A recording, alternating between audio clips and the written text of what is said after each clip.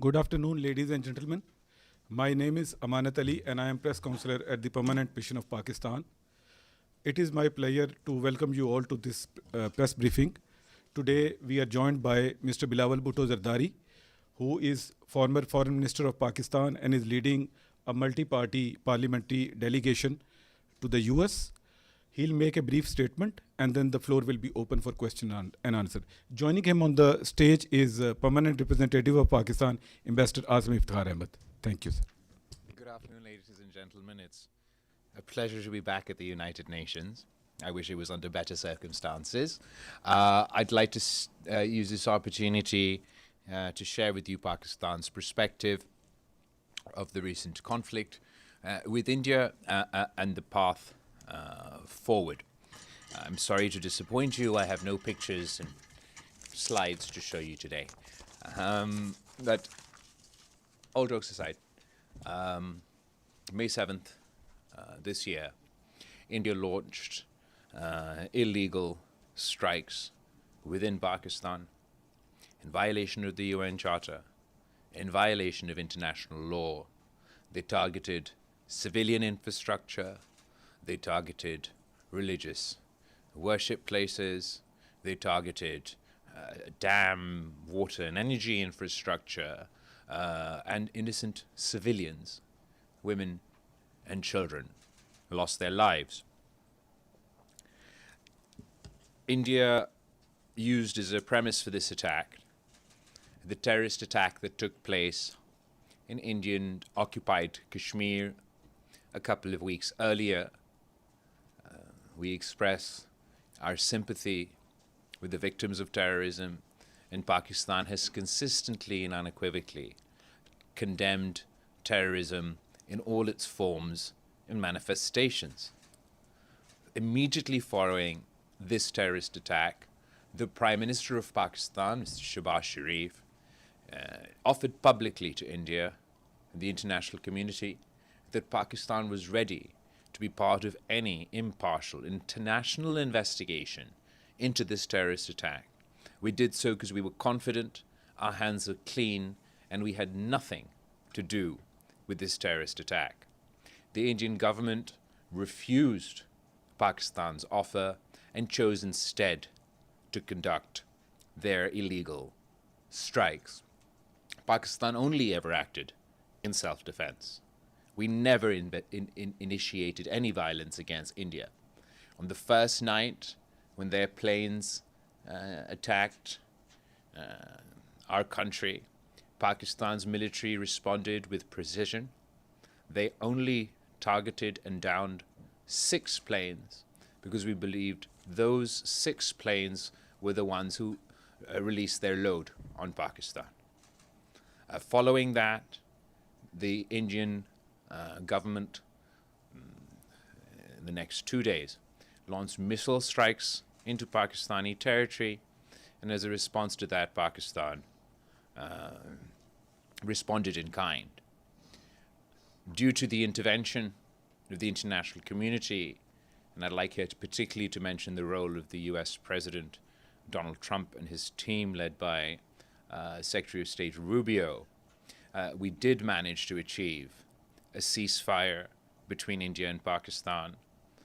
This is a welcome first step, but it is only a first step.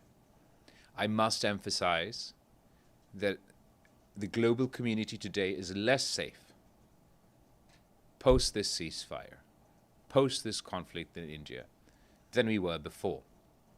And that's simply because the threshold for a full-blown military conflict between 2 nuclear-armed states has come down, has not gone up.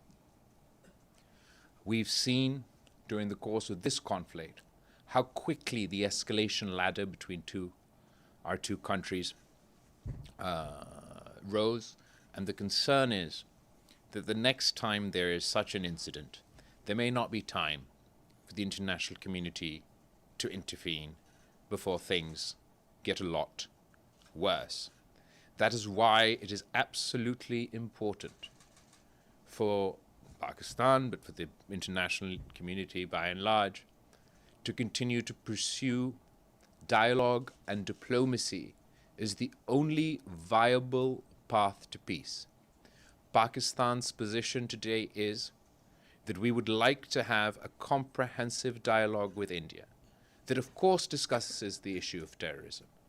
Pakistan is a victim of terrorism. The single largest number of terrorist attacks that takes place in any one country is Pakistan. The single largest number of victims of terrorism is Pakistan. I myself have suffered at the hands of terrorists. My mother, Shaheed Mohtarma Benazir Bhutto, who was assassinated by terrorists.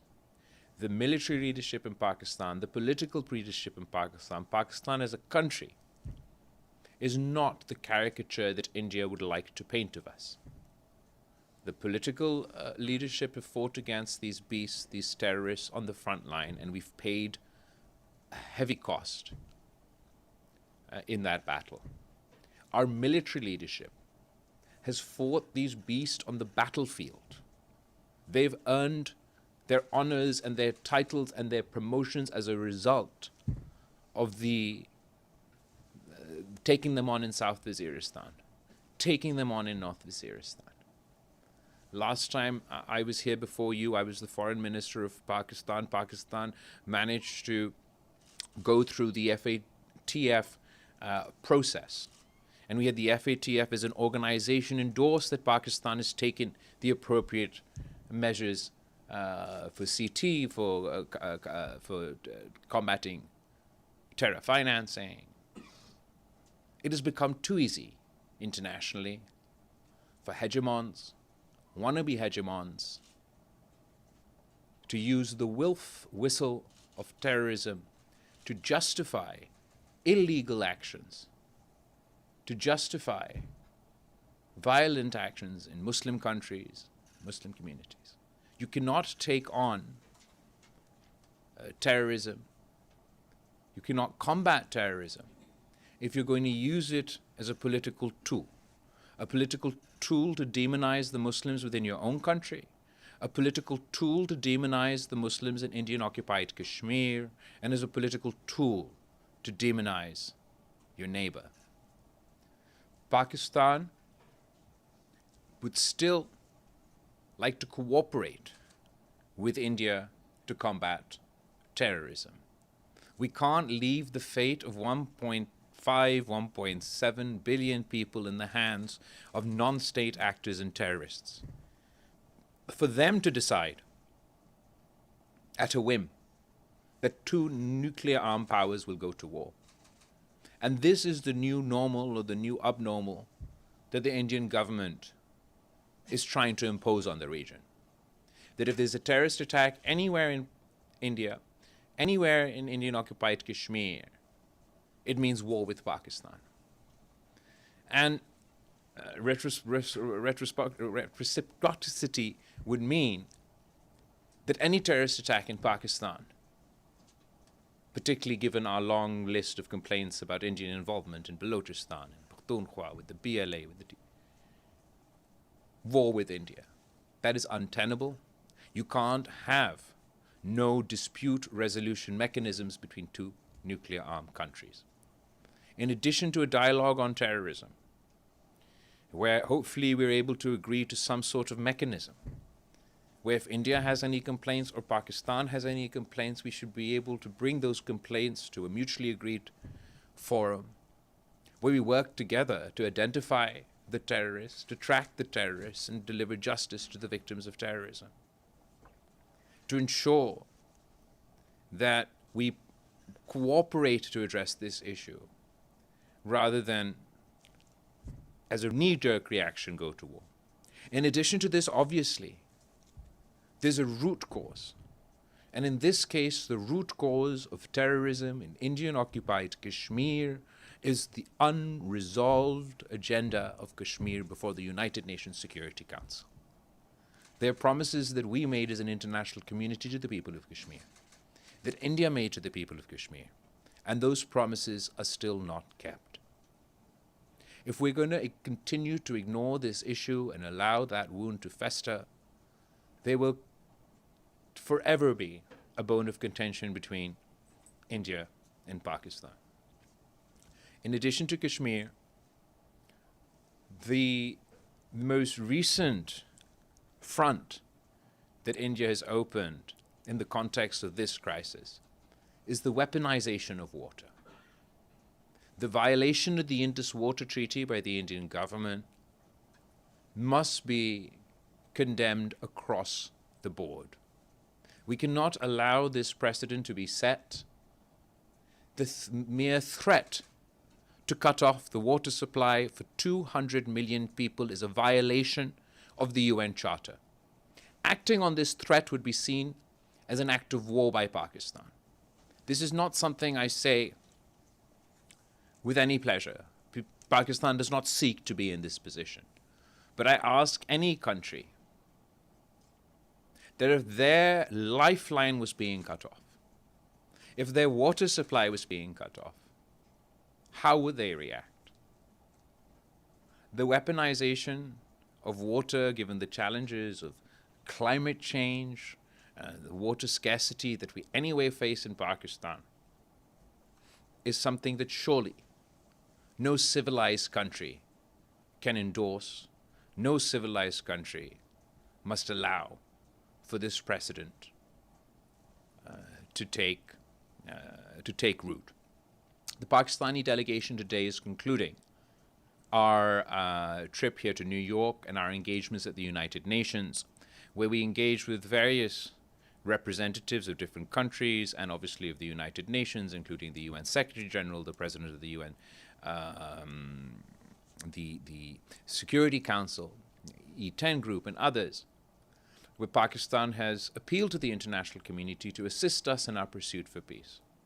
Just as the international community played its role in encouraging India to agree to a ceasefire, the international community must play its role in encouraging India to engage in a comprehensive dialogue with Pakistan so that we can address our issues and achieve peace. In conclusion, and before I take your questions, I'd like to know that India likes to present itself as a net security provider. The United States subsidizes the Indian economy, the Indian military, on the basis that it's to be a net security provider. India's actions have shown, as a result of this conflict, that they are a source of insecurity, not a source of security for the region. The true net security provider for our region and beyond will be peace between India and Pakistan.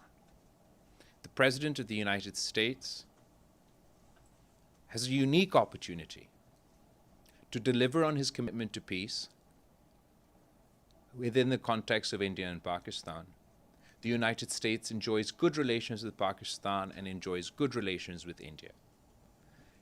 From tomorrow, we will be starting our engagements in DC, where we'll be engaging with representatives of the United States government, of the United States Parliament, and we will be seeking to encourage the United States and other international players to play their role to facilitate this process. I thank you, and I look forward to taking your questions. After this statement, the floor is open.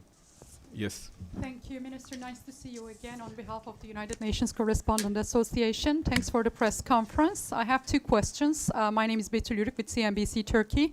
First, a global question maybe. Do you believe current tariff policies under the Trump administration are harming developing nations like Pakistan? And my second question will be more of a bilateral question.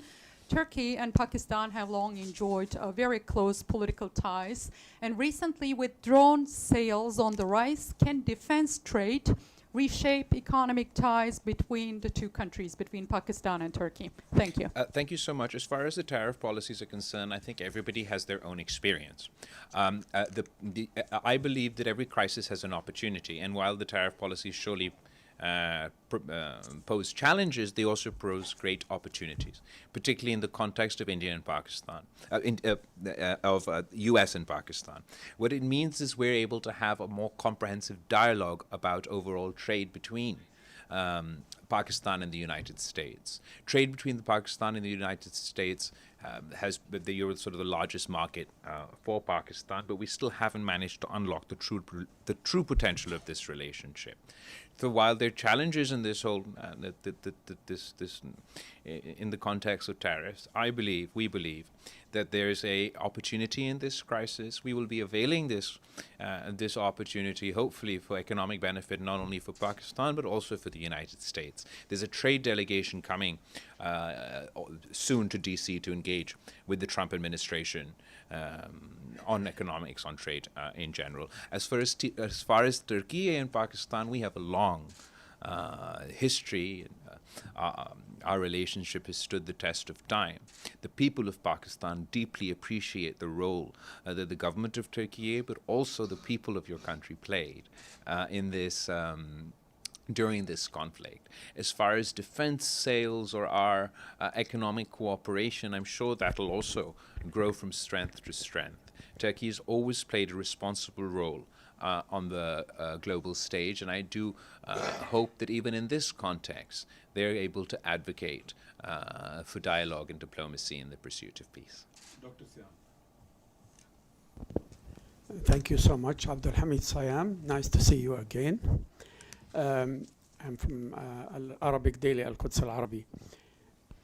Have you traced any involvement of Israeli military and Israeli drone in the attack on Pakistan? There are some reports say that immediately Israel, of course, they declared their support to India, but have you traced any weapons coming from Israel? And allow my, did you have another question also? Yeah, it's related to it. Don't you see also that India is copying what Israel is doing in the occupied West Bank by allowing the settlers to take over the land? And now India is copying that by allowing Indians to settle in Kashmir. Thank you very much. Thank you very much for your very pertinent and important questions.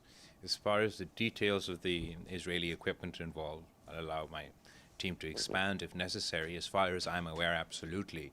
Israeli drones were used during India's attack on Pakistan.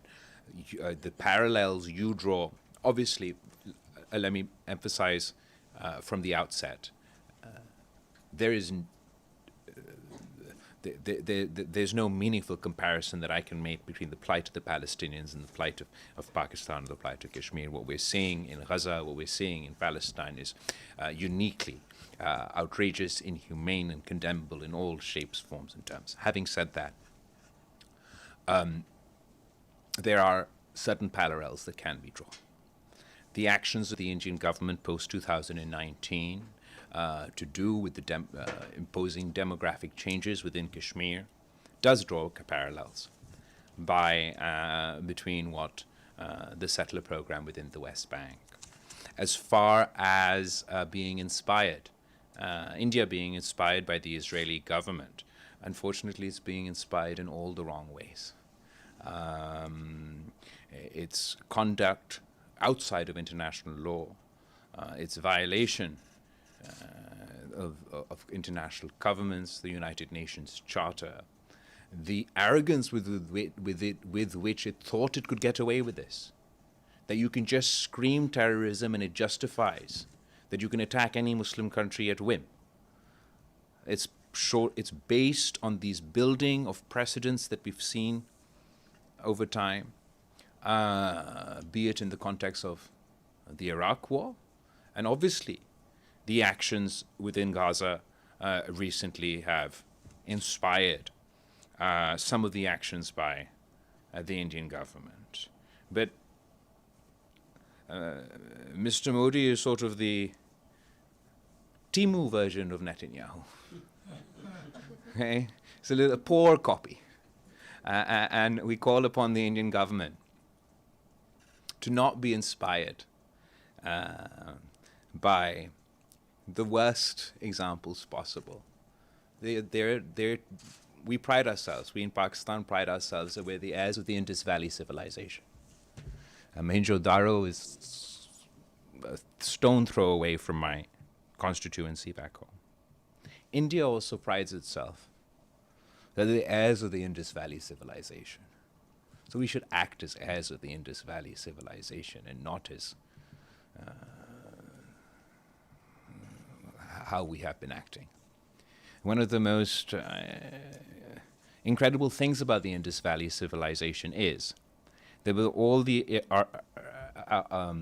archaeology that's gone on, we've not found a single weapon at all. The great advancements they had, urban planning, agriculture, water distribution, even sewerage and things.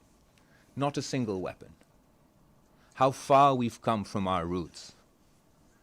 That an Indus Valley civilization, which didn't have a single weapon, is now armed to the teeth. I think that Prime Minister Modi must decide. He has two paths to follow before him. He could pursue the path of peace and be a true heir of the Indus Valley civilization. Or he could pursue another path, a path that we've been warning about, we've been seeing for some time, where Mr. Modi started off as being perceived as the butcher of Gujarat. He went on to become the butcher of Kashmir, and he aspires to be the butcher of the Indus Valley civilization with his assault on the Indus Water Treaty. It is of utmost importance, and I have full faith, that whatever the Indian government says, the people of India, majority of the people of India are peace-loving people. They want peace with Pakistan. The majority of people in my country want peace. So my delegation will be pursuing those aspirations of our people. Thank you. Yes. Thank you. Dilek Kaya, İhlas News Agency. Considering India's rather provocative approach, do you fear tensions from flaring up again in the near future? What do you think can prevent such a possibility? I think absolutely your question is very legitimate. While we do have a ceasefire on the one hand, and we have one party saying we want to engage in dialogue and diplomacy, we have the other party who says this is not a ceasefire, this is a pause. That is making one aggressive statement after another. The most recent statement that Mr. Modi made was that a specific message to the youth of Pakistan, that eat bread or you can eat my bullet. That doesn't sound like a man of peace. Having said that, I would like to differentiate between his public posturing and what I believe is in the interest of our two countries. Obviously, we've all come here and engaged on this mission with the hopes that by engaging international partners, just as they convinced Mr. Modi to agree to a ceasefire, they perhaps can convince the Modi government to agree to a comprehensive dialogue. And if we do engage in a comprehensive dialogue, that is the only viable path, not only to peace, but actually for us to solve our issues. There's no military solution to Kashmir. There's no military solution to terrorism. There shouldn't be a military solution to our water dispute. So that's the only worthwhile path to follow. Mr. Nasser. Yes, sir. It's not a question, it's just a clarification. When you said that Pakistan shot down 6 Indian aircraft and they offload their payload as well. So you were talking about the location. What was the location of the, hold on 1 second. Can you elaborate about the location of the shot down plane? I mean, to my understanding, it was like in a territory of Pakistan. Because No, they're not in the territory. They weren't. Just we were part of Pakistan. First of all, as far as it took India. One of Pakistan's great strengths throughout this whole conflict was our credibility and our transparency. Our transparency with the media and our transparency with our international partners. And we did shoot down 6 planes. Even the shooting down of those 6 planes was Pakistan showing restraint. Pakistan had 20 Indian planes locked that night, but only 6 planes had released their load on Pakistan when they targeted the civilian infrastructure within Pakistan. And the Pakistani military demonstrated immense restraint when they only targeted those 6 planes. But I think it's very telling that it took India a whole month to admit that it lost those 6 planes. And I think that it goes to show that when one country is telling the truth to its people, the truth to the international community, and the truth to the media, and another country is hiding the truth from its own people, from the international community, and from the media, then it should be obvious to all that who's on the right side of history and who's on the wrong side of history. Ephraim followed by Miazi. Thank you so much. Good to see you, sir. Ephraim Kusaifi from Arab News Daily. In 2019, when India moved to change the status of Kashmir and annex it, you have launched a campaign also against that move. But the sense back then and until now was that the response has been, this issue has been fading more and more from world attention. What makes you think this time that your efforts, that the world is going to listen, actually, that you will convince the world to engage? I think you're absolutely right to point to 2019. And I think something that's significant about that is everything that Pakistan has been warning about India has been proven true.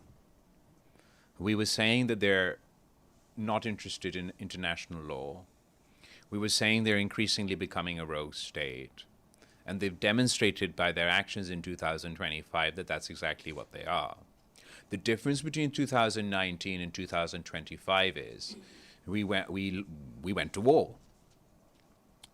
And the consequences of this conflict are that we are now in a more precarious position where, unfortunately, we feel it's not a question of if, but when the next war is fought. We may be in a worse position than we were today. The current context, obviously, we do talk about Kashmir as the root cause and seek to discuss that issue with India. But in addition to that, we seek to address the water issue, the terrorism issue. A significant departure from Pakistan's position in 2019 and 2025 is that Pakistan in 2019 also said we don't want to talk with India. At the moment, where our position is that we like a dialogue with India that includes all these topics. So I think that's a significant difference between what happened in 2019 and in 2025. As far as the interest, the international community's failure to act, the effectiveness of the campaigns post-2019, that all stands. But having said that, given the threat that India's actions poses not only to India and Pakistan, but nuclear war isn't confined to just India and Pakistan, the consequences of that will be felt by the world. So it is incumbent on all of us to play our role to ensure that both India and Pakistan act as responsible neighbors and address their issues through dialogue and diplomacy. Miazim followed by Mr. Ahmed. This is Azim Mia from Geo and Young in the News. And now you were busy with the multilateral diplomacy here at the United Nations. From tomorrow, you will be entering to the bilateral diplomacy in Washington. So give us a sum up what you have achieved here and what are your targets in the bilateral, bilateral relationship, Pak-American relationship, and Shashi Tharoor with Indian delegation is also there. Is there any chance of coming across, any chance of dialogue, or any chance of confrontation? John, as far as our the the multilateral component is concerned, I think that our trip to to New York has been and to the UN has been very successful. We've engaged with the OIC, we've engaged with the E10, we've engaged, as I said, the UN Secretary General, the President of the Security Council, various permanent representatives of member states, and everybody has been very, very receptive to Pakistan's position on the Indus Water Treaty, to Pakistan's commitment to dialogue and diplomacy in pursuit of peace. Everybody has been very appreciative for Pakistan's transparency, particularly with our offer, or our Prime Minister's offer, for an investigation into this attack during the conflict. So in that context, I think it's been a very fruitful and beneficial use of our time here in New York. As we go on to DC and to other countries, we have our own brief, and our Indian counterparts will have their own brief. Ours is a mission of peace, a mission of advocacy for dialogue and diplomacy. I'm not quite sure what the other side is doing. They go around and they show a picture of a man with a beard leading funeral prayers. And this delegation goes around violently sort of shoves this picture in everybody's face. And they say, look, this guy is a terrorist. And the fact of the matter is, this man is not a terrorist. Pakistan happens to have a name similar to one of the sanctioned people, but he's not. So during the conflict, India relied on disinformation. Post-conflict, India is still relying on disinformation. This idea that you can paint all Muslims with the same brush, that you can just use the word terrorism, and your own country will be convinced, the international community will be convinced. Maybe that worked in 2001, in 2003, but it doesn't work so well in our context in 2025. I call upon the Indian government to be honest with themselves, to be honest with their people. The fact of the matter is the people of Pakistan and the people of India are less safe today than they were yesterday. And it's my responsibility to keep my people safe. It's their responsibility to keep their people safe. We have not discussed terrorism. When is the last time that Pakistan and India had a conversation about terrorism? We have no intelligence sharing over terrorism. We have no coordination over terrorism. So how are we meant to combat terrorism? It's almost a self-defeating purpose. That you continue to insist you're so passionate about terrorism, but then refuse to work with countries to combat that very menace. Similarly, how is it within the interest of India, within their security interests, within their economic interests, to allow this precedent to be part of their official state policy? Forget about the fact, no, don't forget about the fact, but let's keep to one side that it's a violation of international law, a violation of UN Security Council resolutions. What's the logic? That without any proof, without any evidence, anywhere, if there's a bomb attack in India by anyone, it means you'll send your planes into the air, then you'll shoot missiles over, nuclear-capable missiles over into your neighboring country. Does that bode well for investment in India? Does that mean that their people's lives are more secure? Does it deter terrorists, or does it encourage terrorism? Terrorists want to create confusion. They want to spread fear. The fact that their actions can result in a much broader conflict between two nuclear powers don't serve our interests, don't serve India's interests, but it certainly serves their interests. So there's need for deep introspection within India's society, between the Indian government. Their strategy has not been working. They must recognize that not all Pakistanis are terrorists, no matter what their government says to them. And they'll find it far more efficient, far more effective to work with the government of Pakistan, work with the relative institutions with Pakistan to combat the joint threat of terrorism. Mr. Ahmed, followed by Thank you very much, Ahmed Fathi, ATN News. Which news, sorry? Ahmed Fathi, ATN News. ATN News, thank you. Let me start with a statement you made today saying that the recent terrorist attack in Kashmir is being used as a political tool to demonize Muslims in India. Sir, I have watched the briefings on both sides, and as far as I recall, there were Muslim Indian military officers who were conducting the briefing on the Indian side. Well, as far as the operation is concerned, you're absolutely right. Okay.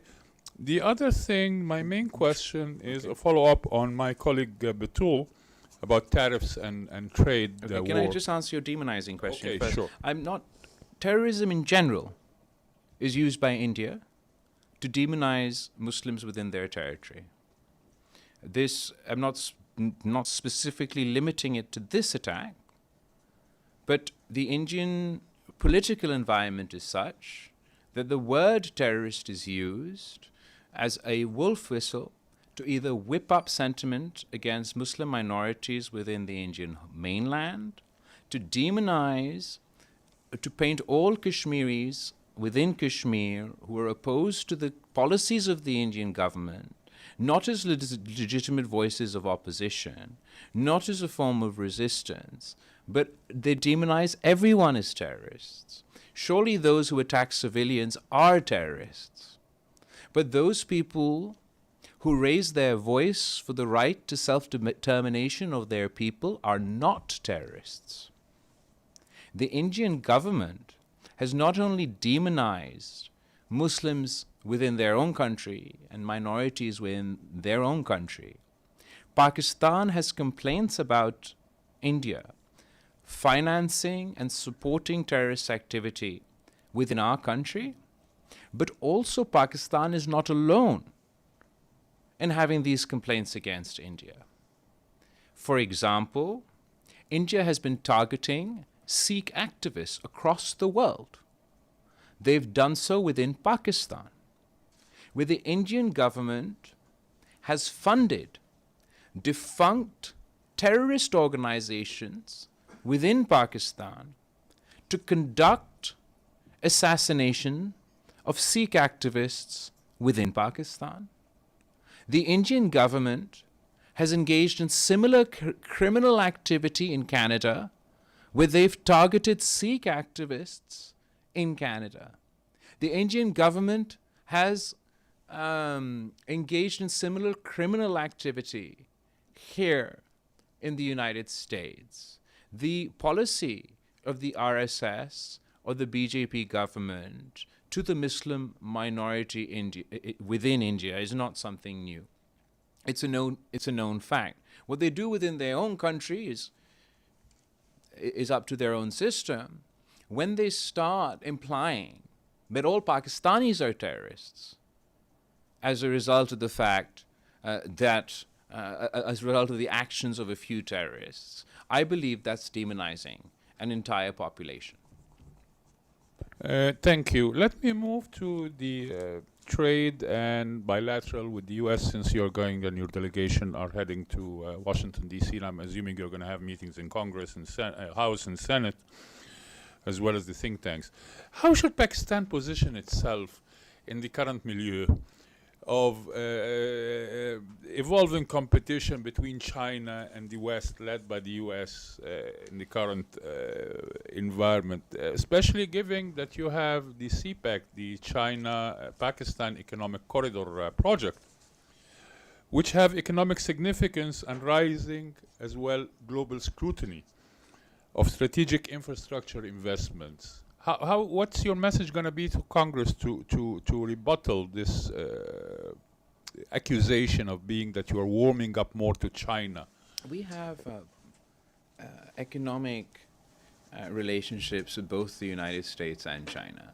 I kind of find it absurd for for anyone to argue that one is not to have, economic relations with any one country. For example, the United States has heavy competition with China, right? But they do a lot of trade with China. So Pakistan... With tariffs. Well, there's a tariff back and forth so far, but they do a lot of trade with each other, do they not? And surely it serves the interests of both countries that Pakistan, while obviously it'll continue to do trade with its neighbor, that it also continues to do trade with the United States. What I do appreciate about the US government at the moment is that they are talking about a more comprehensive dialogue with Pakistan about the scope of our trade. We're confident in our relationship with our neighbors, and we're optimistic about the trajectory of our relationship with the United States. That is going to be the last question because the delegation has a meeting lined up with the PGA. Thank you. Iftikhar Ali from Associated Press of Pakistan. Sir, part of my question has been asked by my colleague, but I would like you to elaborate. After your meetings with permanent and non-permanent members, individually and collectively, and your emphasis on them to realize their duty towards people of Kashmir, do you think you have been able to move them to take some action to, that any initiative will grow from this interaction between you and the Security Council? Specific to Kashmir, I mean broader, as far as our Pakistan's call for dialogue and diplomacy in pursuit of peace, and encompassing many topics, including terrorism, including Kashmir, including water, I found receptiveness to that. But I wouldn't, as far as the hurdles we face within the UN and in general as far as the Kashmir cause is concerned, that still exists. Another topic that we have been emphasizing is obviously the issue of terrorism. As you're well aware, we've come here to the United Nations with dossier after dossier about Indian involvement in supporting terrorist proxies in Pakistan. The Indian government in the Sharm el-Sheikh communique are on record that they supported terrorism, terrorist groups in Balochistan. Their officer, Kulbhushan Yadav, is in our custody since 2017, who's also admitted to supporting these groups. And it is important for Pakistan that India ceases such activity. We feel we've demonstrated through the FATF process that Pakistan has taken necessary actions against all groups within our territory. We continue to face challenges up until this day, but we're combating terrorism on all fronts. The Indian side has not shown any willingness to engage in addressing Pakistan's concerns vis-a-vis terrorism. And Iftikhar Sahab, aapko to maloom hai that just before we arrived here, there was a terrorist attack in Balochistan targeting a school bus, which resulted in the loss of lives of innocent children. This is a day-to-day activity with us. If you compare in quantum terms the number of terrorist attacks that take place in India and Pakistan, unfortunately there are more terrorist attacks that take place in Pakistan than they do in India. If you compare the number of victims to terrorism both in Pakistan and in India, there are more Pakistanis that are killed by terrorists than Indians that are killed by terrorists. But ultimately the fact of the matter is, above and beyond this accusation and counter-accusation and this finger-pointing, which actually will be more effective, would be if Pakistan and India were to work together to combat terrorism. I am completely confident that if ISI and RAW sat down and worked together to fight these forces, we would see a significant decrease in terrorism both within India and Pakistan. At the moment, Pakistan is willing to put all cards on the table. We're saying, let's talk about terrorism. Let's talk about Kashmir. Let's talk about water. Let's make peace. We're not shying away from any investigation, in fact, despite having no legal obligation under international law. We presented ourselves for international accountability because of the confidence we had that our hands were clean.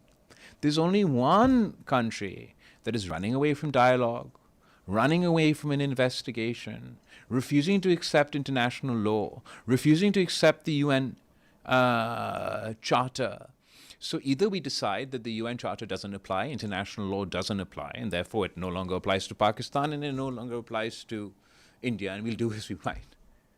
Or those of us who do believe in international law will continue to insist that no, we will abide by this international law, but all parties must also abide by this international law, whether it comes to the issue of Kashmir, whether it comes to the issue of terrorism, and most recently, importantly, whether it comes to the issue of the Indus Water Treaty.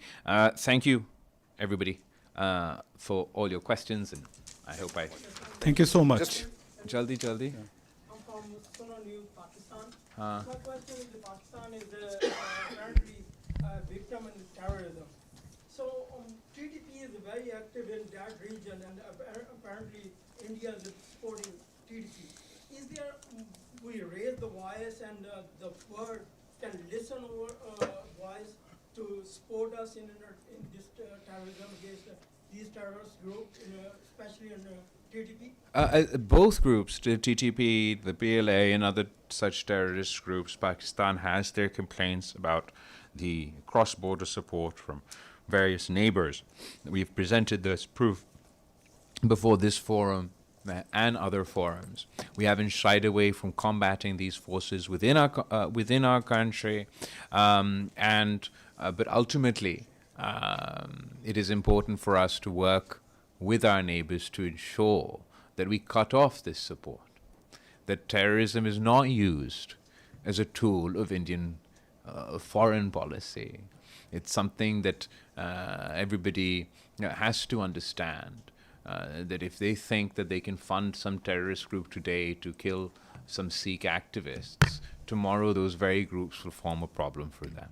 It's not possible that a non-state actor somewhere is a terrorist and the very same group is your ally in another context. The international community as a whole has to agree that this ambiguous policy as far as non-state actors are concerned, and the inconsistency as far as our policies vis-a-vis terrorism is concerned, needs to be addressed.